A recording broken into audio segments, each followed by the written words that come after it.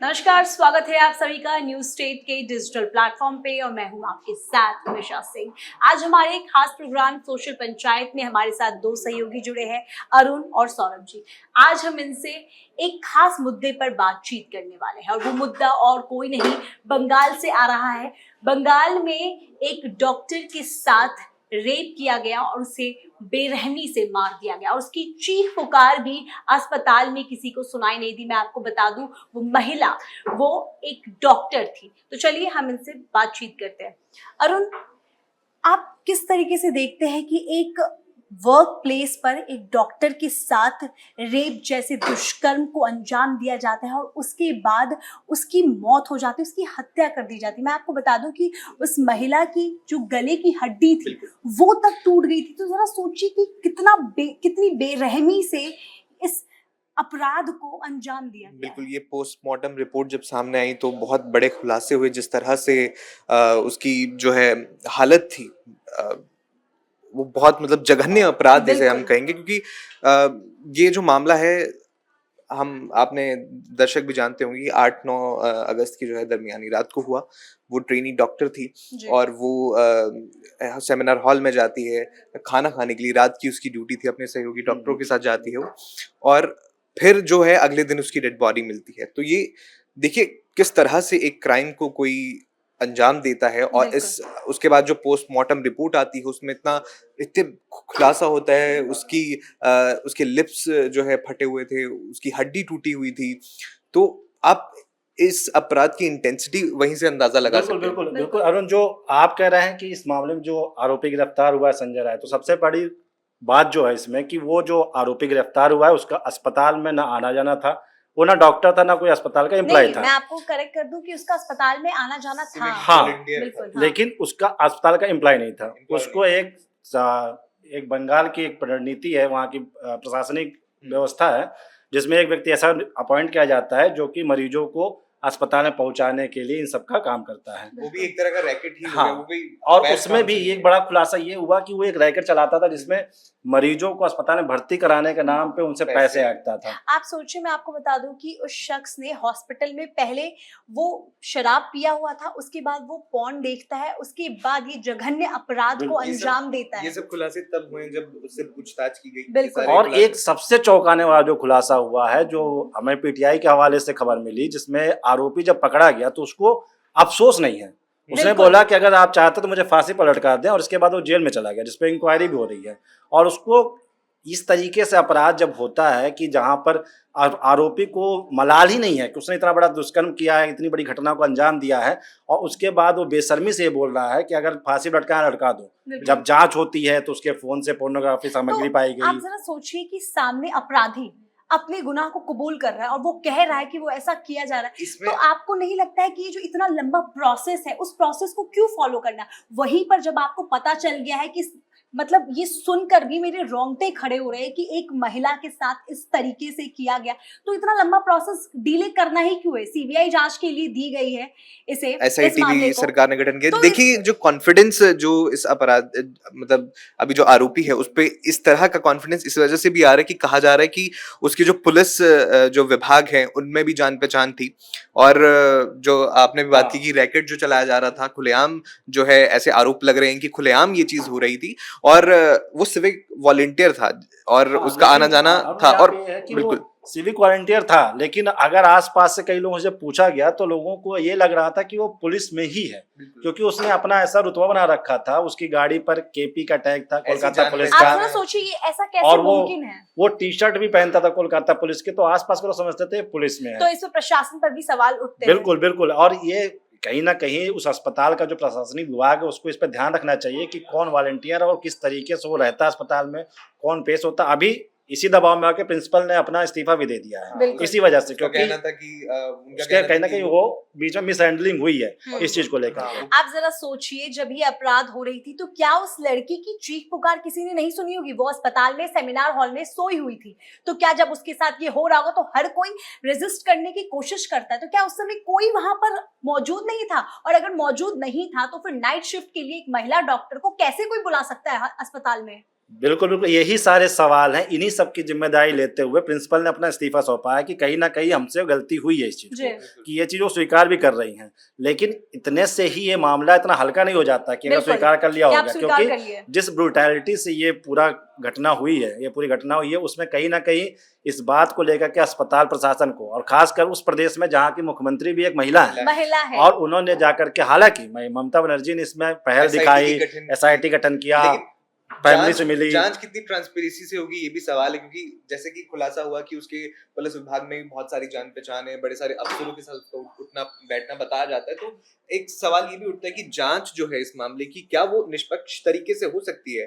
देखिए निष्पक्षता की तो अब यहाँ बात ही नहीं उठती है ना, क्योंकि जब जो अपराधी है वो खुद खुलेआम डंके की चोट पर अपने अपराधों को कबूल कर रहा है, तो इसमें निष्पक्षता की बात कहाँ से आ रही है? लेकिन एक कानूनी प्रक्रिया है वो तो जिसमें मैं उसने समझती अपराध हूँ कबूल किया, क्योंकि प्रूफ भी मिला है, क्योंकि उसके हेडफोन का हेडसेट मिला वहां पे। जरा सोचिए कि और वहां पर सीसीटीवी कैमरेज नहीं लगे हुए थे, अगर वो ब्लूटूथ डिवाइस नहीं होता तो ये अपराधी पकड़ा ही नहीं जाता। बिल्कुल, लेकिन ये हमेशा हर वारदात में ऐसा रहा है, कहीं ना कहीं आरोपी से कोई ना कोई गलती होती गलती है हो और वो जाती है। पकड़ा जाता है। लेकिन पकड़े जाने के बाद में जिस बेशर्मी से आरोपी संजय राय बोल रहा है, और अभी हाल फिलहाल में वो एक महिला भी उस सामने आई, उसने बताया कि संजय राय ने उसको भर्ती कराते समय, जब भी भर्ती कराता था, तो किसी तरीके से उसकी दवा खरीदने के नाम पे वो महिलाओं के नंबर ले लेता था, और फिर उन महिलाओं को, उनको फोन करता था, उन पर दबाव बनाता था, तरह तरह की चीजें, मतलब उसके साथ में ऐसी मिसबिहेव करता रहता था वो। तो ये लगा था, लेकिन अगर इस बात की शिकायत अस्पताल प्रशासन को थी तो उसने समय रहते इस पे कदम क्यों नहीं उठाया? और इस तरीके से अगर कोई भी रेजिडेंट डॉक्टर है, जूनियर डॉक्टर है, उसको नाइट शिफ्ट दी जाती है, तो उसकी जिम्मेदारी अस्पताल प्रशासन की पूरी तरीके थी ना, अस्पताल प्रशासन की नहीं, इवन कि वहाँ की जो प्रशासनिक व्यवस्था, चाहे वहाँ के डीएम हो चाहे एसपी हो, उन्होंने ऐसी इस बात को ध्यान क्यों नहीं दिया इस मामले पर? यही वजह है कि अब वहाँ के जो जूनियर डॉक्टर्स हैं वो हड़ताल पर हैं। उन्होंने पुलिस से, बंगाल पुलिस को अल्टीमेटम दिया है कि वो 14 अगस्त तक अपनी पूरी जांच रिपोर्ट को सौंपे, ताकि पता चल सके कि इस मामले में आगे क्या कार्रवाई होगी। ये भी ओनस जो है बंगाल पुलिस पर पूरी तरह से आ जाता है। जो भी SIT गठित की गई है वो भी ओनस उन पे आ जाता है कि तुरंत जल्द से जल्द इस मामले में कार्रवाई की जाए, पूरी जांच की जाए, और उसके बाद जो भी इस मामले में जितने भी पहलू हैं वो सामने आ जाए, किसकी लापरवाही की वजह से हुआ। एक चीज और है, जो डॉक्टर्स आज प्रदर्शन कर रहे हैं और पूरे देश में OPD बंद कर रखी है, तो मुझे लगता है कि प्रदर्शन का ये तरीका थोड़ा सही नहीं है, क्योंकि इस प्रदर्शन से आम जनता को परेशानी हो रही है। OPD बंद है, सड़कों प्रदर्शन करिए, सरकार के खिलाफ जाइए, लेकिन ऐसे प्रदर्शन जो कि कार्रवाई हो रही है, ऐसा नहीं आरोपी गिरफ्तार हुआ है, SIT गठित हो गई है, कोर्ट नहीं बोल दिया कि इसमें CBI जांच होगी, वो और भी अपनी मांगे हैं और जो मनवाने के लिए ये हाँ, जो है पूरी तरह लेकिन से कर इस रहे हैं। तरीके से OPD को बंद कर देना डॉक्टर्स के लिए कहीं ना कहीं, क्योंकि आम हम जनता चाहते हैं कि अगर हमें ये डॉक्टर्स देख रहे हैं, सुन रहे हैं, तो इस तरीके से हड़ताल ना करें जिससे आम जनता को परेशानी बिल्कुल, हो। क्योंकि आप एक उस तरीके से हड़ताल पे अपराधी की जाइए वजह तो से आप मासूम जनता को आप सजा नहीं दे सकते, क्योंकि इसमें मासूम जनता की कोई गलती नहीं है।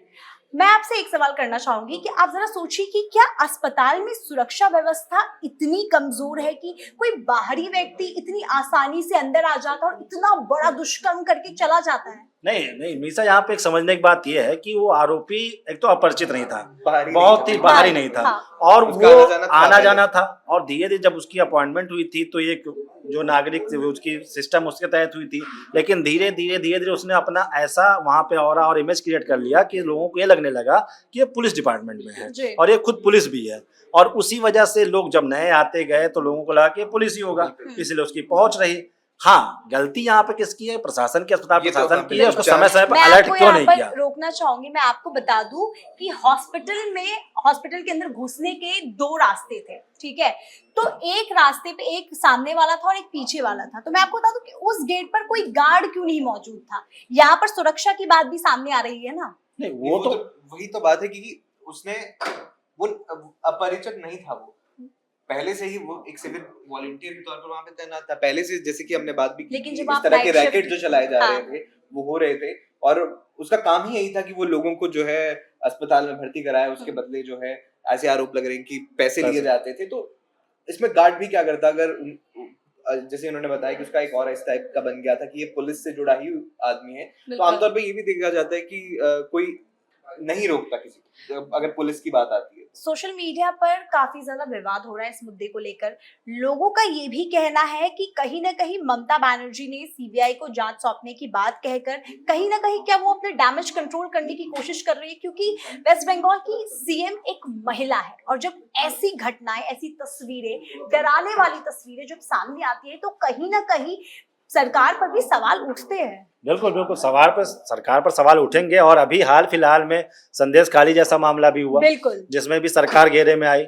उसमें सरकार का ही प्रतिनिधि, सरकार के ही नेता उसमें सामने आए, आरोपी आए, और लगातार महिलाओं पे अत्याचार को लेकर बंगाल से खबरें लगातार आती रहती और ये हैं। सिर्फ बंगाल में नहीं, अगर हम देखेंगे तो अभी अयोध्या के बाद कन्नौज से हाँ। भी ये मामला सामने है, तो ये बैक टू बैक ये चल रहा है। महिला तो सुरक्षा एक चीज आप कहाँ देखिए इस है? पैटर्न में, ये है कि अभी तक जितने महिला अपराधों पे अभी जो खबरें आ रही हैं उसमें कोई ना कोई बड़ा नाम है, या वो पावरफुल है, बिल्कुल या कहीं ना कहीं ऐसा ही है। और ये उसमें नोट करने वाली बात है। और सरकार की तरफ से इसमें आदेश दे देना, जांच दे देना, बचना ही हुआ एक तरीके से। ममता कार्रवाई सरकार की होना कार्रवाई बहुत ना, जरूरी है। हाँ, लेकिन अभी नजीर इसके पे- बाद क्या ममता सरकार और राज्यों के जितने अस्पताल हैं उनमें इस बात का ध्यान देना शुरू किया कि नहीं किया? बिल्कुल, क्योंकि अभी तक की ऐसा कोई आदेश नहीं आया। इसी मामले पर जो कहा गया कि एसआईटी गठित करेंगे, आरोपी को सजा देंगे, जबकि आरोपी कबूल कर चुका है। अब शायद उससे पूछताछ में जब उसने ये चीज बात मान ली है बिल्कुल, और सब कुछ सबूत सामने है। यही वजह है कि जो कलकत्ता हाईकोर्ट है उसकी तरफ से भी पुलिस को फटकार लगाई गई है कि इतना दिन गुजर गए हैं, अभी तक आपने कोई ढंग की कार्रवाई नहीं की गई है।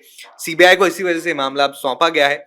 तो ये भी एक देखने वाली बात होती है कि आप हाईकोर्ट को इस पर फटकार लगानी पड़ रही है, पुलिस को, हाईकोर्ट को ये तक कहना पड़ रहा है कि इस मामले में अभी तक कोई कार्रवाई नहीं हुई है, ढंग की कार्रवाई नहीं हुई है। बिल्कुल, ठीक है, क्योंकि अभी आरोपी को जो पकड़ा गया है तो उसको 23 अगस्त तक की पुलिस हिरासत में रखी गई है। उसके बाद इस पे चार्जशीट फाइल की जाएगी। तो ये इतनी जो डिले की जा रही है, इतनी ये पेंडिंग टाइम पे सबूत जा रहे हैं। इस दौरान सबूत भी मिटाए हाँ मिटाए जा बिल्कुल सकते हैं। बिल्कुल बिल्कुल। बिल्कुल। और ये चीजें इतना टाइम क्यों लग रहा है? जब आरोपी ने कबूल कर लिया है, आपको प्रूफ मिल गया है, तो आपको पुलिस को मेरा चाहिए सवाल था था कि कि तुरंत जब चार्जशीट फाइल करके ये मामला कोर्ट में जाए और रफा कोर्ट इस दफा पे करके जल्दी ही, उसे सजा मिलनी चाहिए। बिल्कुल जल्दी इस पे फैसला है और आरोपी को जो भी सख्त से सख्त सजा हो, मेरे हिसाब से अब इसमें फांसी या उम्र कैद की सजा होनी चाहिए और तुरंत ही उसको जल्दी से जल्दी कोर्ट में जाना कार्रवाई चाहिए। अभी जो पुलिस से जल्दी आगे होनी निकलनी चाहिए। चाहिए बात। देखिए, पहले संदेश खाली, फिर मारपीट के वीडियोस बंगाल से काफी सामने आए। तो क्या लगता है कि क्या बंगाल में महिलाओं पर जो जुल्म हो रहे, क्या ये एक ट्रेंड सा बन गया है? नहीं, लगातार बंगाल के प्रशासन और सरकार की व्यवस्था पे सवाल उठते रहे हैं। ऐसा नहीं है, लगातार कभी मारपीट होता है, कभी कहीं बवाल होता है, आगजनी घटनाएं होती हैं, हत्याएं होती हैं, चुनाव के दौरान लगातार ये देखिए सारी कितनी खबरें हिंसा की होती घटना रही। आती बिल्कुल है। बिल्कुल, ये सारी खबरें वो आती रही हैं।